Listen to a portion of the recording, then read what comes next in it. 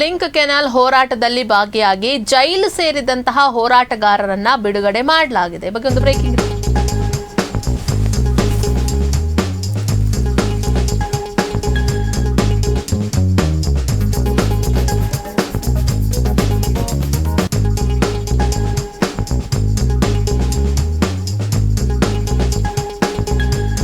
Hemavathi express link canal ಹೋರಾಟದಲ್ಲಿ ಭಾಗಿಯಾಗಿ ಬಂಧನವಾಗಿ ಜೈಲಿಗೆ ಹೋಗಿದ್ದಂತಹ ಹೋರಾಟಗಾರರನ್ನ ಬಿಡುಗಡೆ ಮಾಡಲಾಗಿದೆ. 5 ಜನರು ಹೋರಾಟಗಾರರ ಪೈಕಿ 4 ಈಗ ಜಾಮೀನು ಸಿಕ್ಕಿದೆ. ಬಿಜೆಪಿ ಮುಖಂಡ ಹೋರಾಟಗಾರರಾದಂತಹ HB Navachetan, ಬೆಣಚಿಕೆರೆ Lokesh, HN Chetan, BV ಆನಂದ್ಗೆ ಜಾಮೀನು ಸಿಕ್ಕಿದೆ.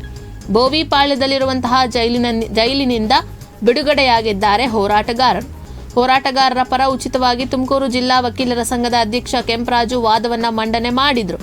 ಮೇ 31ನೇ ತಾರೀಕು ತುಮಕೂರಿನ ಗುಬ್ಬಿಯ ಸಂಕಾಪುರದಲ್ಲಿ ಹೇಮಾವತಿ ಕೆನಾಲ್ ವಿರುದ್ಧ ಪ್ರತಿಭಟನೆ ನಡೆಯುತ್ತೆ. ಉಗ್ರ ಸ್ವರೂಪದ ಪ್ರತಿಭಟನೆ. ಯಾವುದೇ ಕಾರಣಕ್ಕೂ ಹೋರಾಟಗಾರರು ಜಗ್ಲಿಲ್ಲ ಬಗ್ಲಿಲ್ಲ, ನಮ್ಮ ಹೋರಾಟವನ್ನ ನಾವು ನಡೆಸ್ತೀವಿ ಅಂತ ಹೇಳಿ ನಡೆಸಿದ್ರು.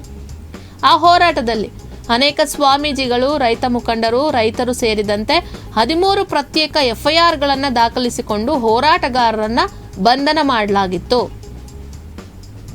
ಬಿಡುಗಡೆಯಾದಂತಹ ಹೋರಾಟಗಾರರನ್ನ ತುಮಕೂರು ಗ್ರಾಮಾಂತರ ಶಾಸಕ ಬಿ ಸುರೇಶ್ ಗೌಡ ನೇತೃತ್ವದಲ್ಲಿ ಜೈಲಿನ ಬಳಿ ಅವರಿಗೆ ಹಾರ ಹಾಕಿ ಸ್ವಾಗತ ಮಾಡಿ ಕರೆತರಲಾಗಿದೆ.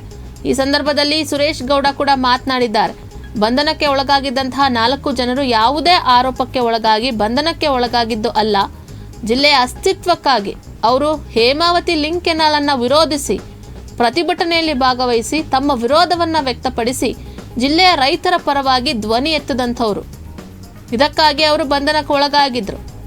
ಅವರೆಲ್ಲರೂ ಕೂಡ ಅಭಿನಂದನಾರ್ಹರು. ತಾವು ಯಾರೂ ಕೂಡ ಮಾನಸಿಕವಾಗಿ ಕುಗ್ಗುವಂತಹ ಪ್ರಶ್ನೆ ಇಲ್ಲ ಅಂತ ಹೇಳಿ ಅವರಿಗೆ ಧೈರ್ಯ ತುಂಬಿದ್ದಾರೆ. ರಾಜ್ಯ ಕಾಂಗ್ರೆಸ್ ಸರ್ಕಾರ ಹಾಗೂ ತುಮಕೂರು ಜಿಲ್ಲಾಡಳಿತ ಅಮಾಯಕ ರೈತರನ್ನ, ನಾಗರಿಕರನ್ನ, ಹೋರಾಟಗಾರರನ್ನ ಬಂಧಿಸಿ ನಮ್ಮ ಹೋರಾಟವನ್ನ ಹತ್ತಿಕ್ಕುವಂತ ಪ್ರಯತ್ನ ಮಾಡಿದ್ರೆ ನಾವೇನು ಸುಮ್ಮನೆ ಕೂತ್ಕೊಂಡ್ಬಿಡ್ತೀವಾ? ಮುಂದಿನ ಹೋರಾಟ ಮತ್ತಷ್ಟು ಉಗ್ರ ಸ್ವರೂಪದಲ್ಲಿರುತ್ತೆ. ನೋಡ್ತಾ ಇರಿ. ಲಾಠಿ ಚಾರ್ಜ್ಗೂ ಹೆದ್ರಲ್ಲ, ಗೋಲಿ ಬಾರ್ಗೂ ಹೆದ್ರಲ್ಲ, ಜಗ್ಗೊಲ್ಲ ಬಗ್ಗೊಲ್ಲ ಅಂತ ಹೇಳಿ ಎಚ್ಚರಿಕೆಯನ್ನು ನೀಡಿದ್ದಾರೆ ಸುರೇಶ್ ಗೌಡ.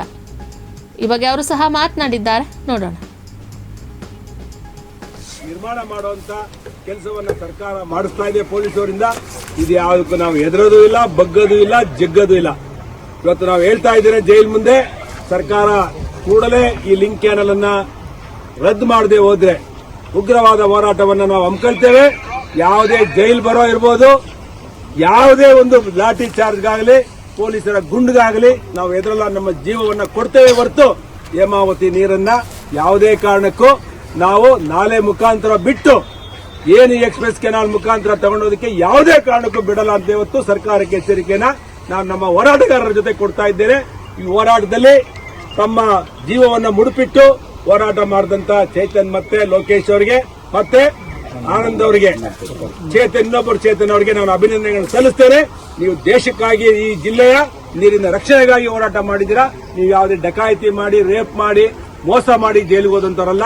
ಇಂಥ ಹೋರಾಟಗಳು ಇತಿಹಾಸದಲ್ಲಿ ಉಳ್ಕೊಳ್ತವೆ. ನೀವು ಒಂದು ಇತಿಹಾಸವನ್ನು ನಿರ್ಮಾಣ ಮಾಡಿದಿರಾ. ನಿಮ್ ಜೊತೆ ನಾವಿರ್ತೇವೆ ಅಂತ ಹೇಳಿ ಭರವಸೆಯನ್ನು ಕೊಟ್ಟು ಅವರಿಗೆ ಅಭಿನಂದನೆಗಳನ್ನು ಸಲ್ಲಿಸಿ ನನ್ನ ಮಾತನ್ನ ಮುಗಿಸ್ತೇನೆ.